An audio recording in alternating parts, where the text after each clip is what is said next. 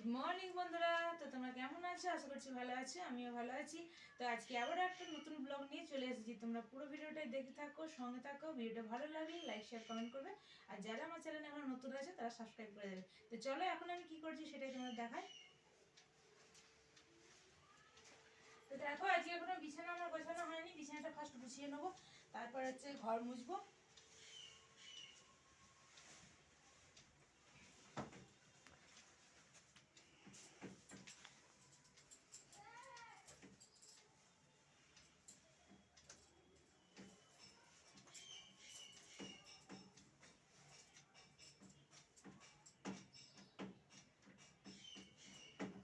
তাই ওঠে সব, সেই জন্য আমার বেলাতেই বিছানাটা গোছানো হয়।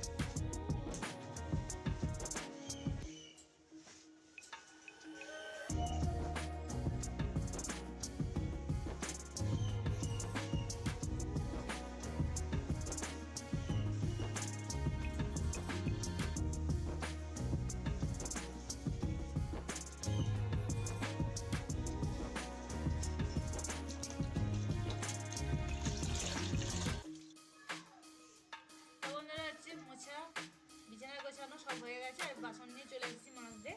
বাসনের জল নিয়ে চলে এসেছি। তো চলো এখন বাসনগুলো আগে ধুয়ে নিই।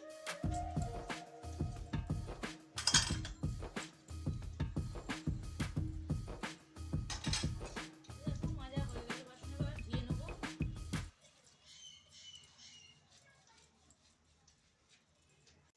তো বন্ধুরা দেখো, বেড়াতে এতটা ঠান্ডা লাগছে, আবার চাদর গায়ে দিয়ে দিয়েছি।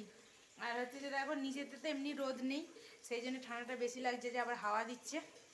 তো চলো দেখো, এই যে এখন হচ্ছে যে ভাতটা সবে বসিয়েছি। এই যে দেখো সবে মাত্র ভাতটা বসিয়েছি, আর এখানে জলও আমার এসে গেছে। তো সেই জন্য হাঁড়িটা বসিয়ে দিয়ে আমি জলটা আগে তুলে নিচ্ছি। তুলে নিয়ে তারপরে জলটা গরম হতে হবে, আবার তারপরে জল তোলা হয়ে গেলে চালটা তুলে দেবো। এই যে দেখো জল এসে গেছে,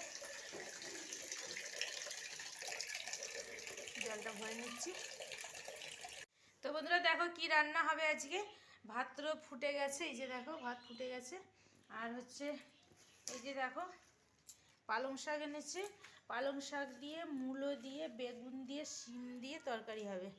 তো দেখো, আর এই যে মূলো এনেছে, আর এই যে দেখো বেগুন, এই যে শিম, সব কিছু দিয়ে পালং শাকের তরকারি হবে। আর হবে মাছ দিয়ে আলু দিয়ে দম করব। তো হচ্ছে চলো মাছটা তোমাদের দেখাই। মাছটা পাড়াতে এসেছিলো, নিয়েছি। এই যে দেখো মাছ।